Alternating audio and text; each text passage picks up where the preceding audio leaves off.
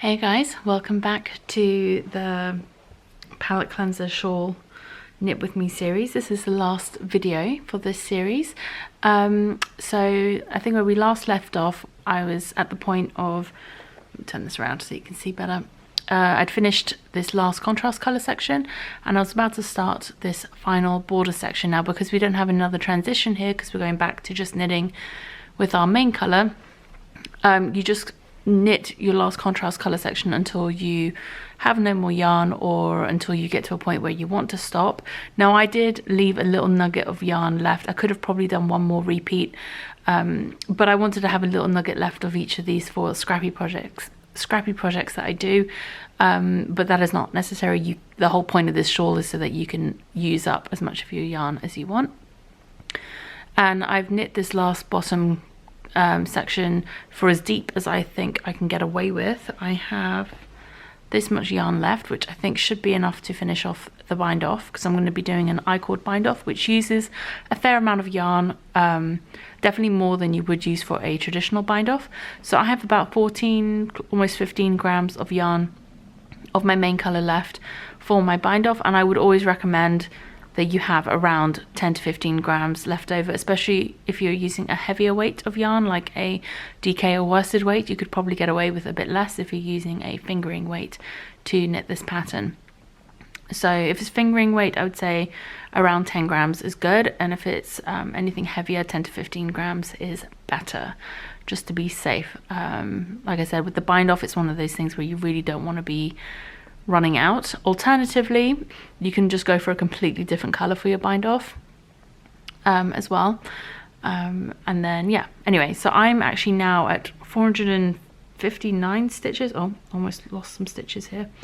I'll fix that in a second, but I have a lot of stitches on the needles at the moment. Okay, dropped my marker, so that's fine. Yeah, so the last few stitches came undone, so I'll fix that.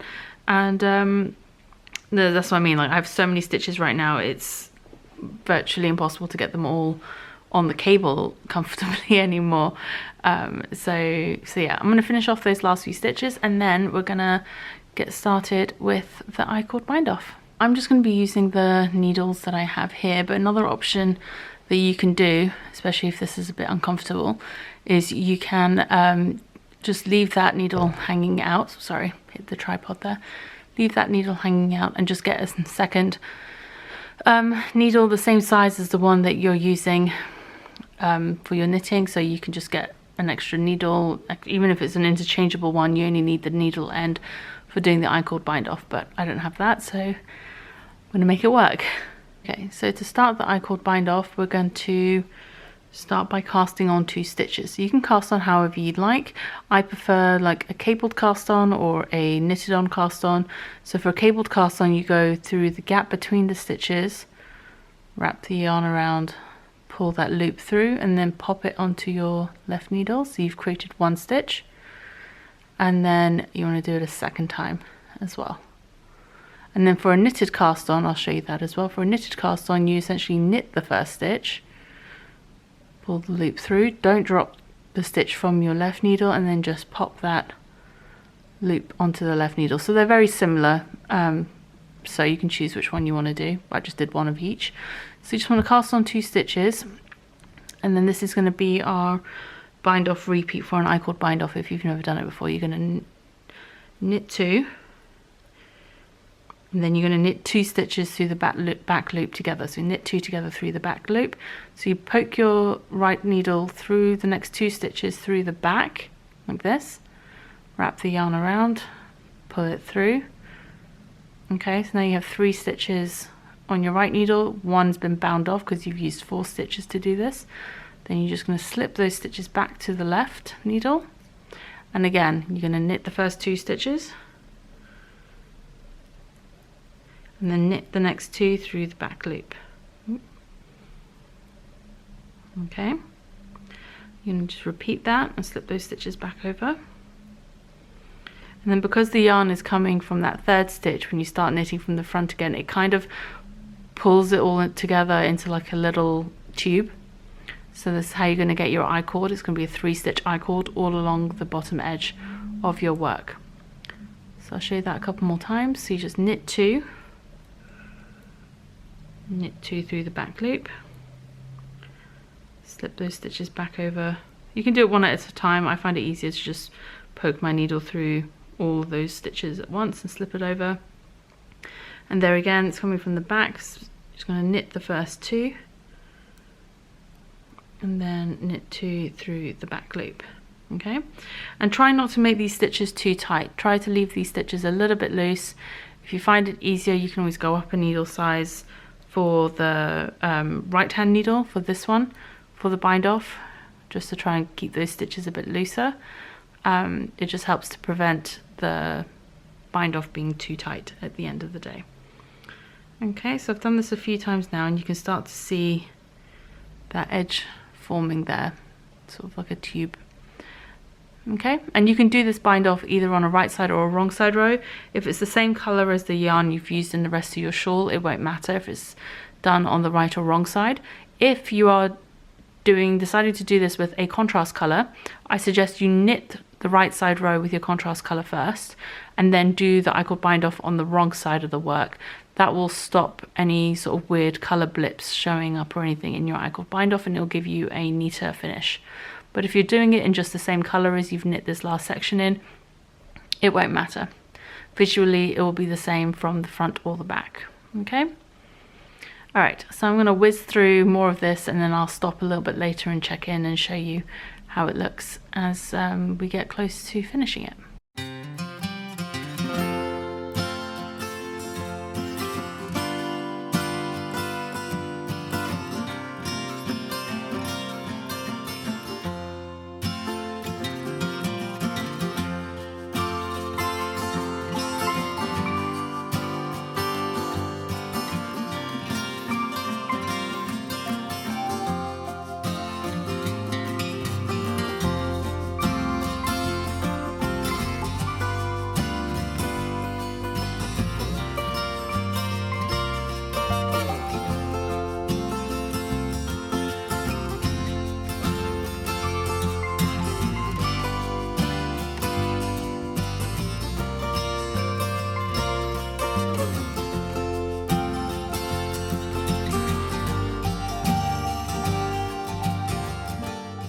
So I'm just working my way through, binding off as I go, and then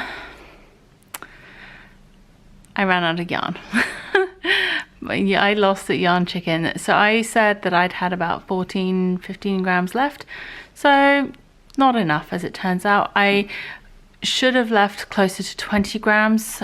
So if you are doing it out of a heavier weight of yarn, I know I said earlier 10 to 15 grams, really no, you need more like 15 to 20 grams for heavier weights of yarn. It also depends how many stitches you have, so that's also part of it as well. Depending where you end with your stitch count will also mean how much you need. What I would suggest is the best way to do it is when you start to get to this end section, weigh your yarn, and then see how much yarn you use for one garter repeat, so one right side and then a wrong side row, how much you need for that, and then multiply that by like 2.5, and that's how much you will want to leave at the end. So say for example back and forth takes 10 grams, for example, multiply that by 2.5, so that would be 25, and then keep 25 grams for your bind off, for example. 2 should be fine, but 2.5 to be safe, kind of like to err on the side of caution if you don't want to run out of yarn. Alternatively, now what I could do here is I could rip out all my bind off. I could rip out a couple of rows or one row and start binding off again, just binding off on the wrong side maybe instead. But I don't want to do that. I'm not one for ripping work out if I don't have to.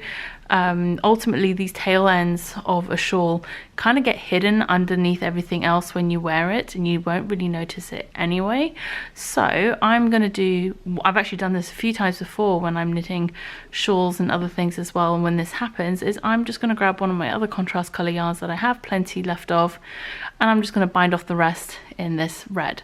I could go to my stash and find another grey in a similar weight, because I do tend to have a lot of grey neutrals in my stash, hand spun or otherwise, but I think I'm just going to go for a contrast colour because I think it's fun, and I'm kind of leaning into the fact that I lost Yarn Chicken and going with something a bit more standout-ish. So we're going to finish binding off the rest of this using our red, and then yeah, I will check back in when that's done.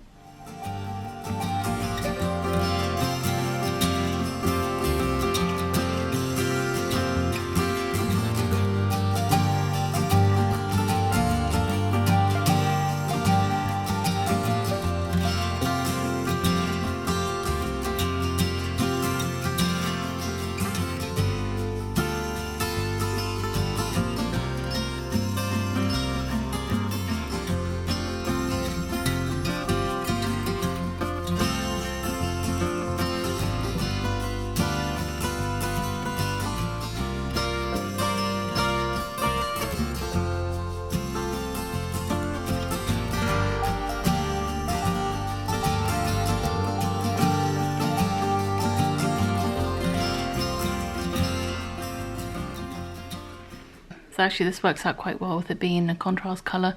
So when you get down to your last 4 stitches, so 3 from your I-cord that you've been doing, and then the last stitch to be decreased out, I just kind of, here, let me just see how that looks. So, you know, I said earlier that if you're going to do it with a contrast colour that you should knit one side and then bind off on the wrong side. That's so that you avoid these little blips of this grey colour showing through your contrast colour in the edge there. But obviously because I just added it on at the end here, I couldn't do that. So anyway, so like I said, when you get to your last 4 stitches, so 3 would be from your I-cord that you're working, and the last one is the last decrease one. You work that last row as before, so you just knit the first 2 stitches and knit the last 2 stitches together through the back loop. Okay, and then all I do is I pass the first 2 stitches back over this last stitch to finish it off. Okay, and then pull that through the loop. So then that's finished, all nicely done. Whole thing is finished. This thing's gonna be huge now. This thing is so huge, it's basically a blanket at this point. It's on my lap all the way, like from my waist almost down to my feet. This thing is huge. And I haven't even blocked it yet. So this one's actually, I'm pretty sure this one's actually turned out bigger than my original one that I knit.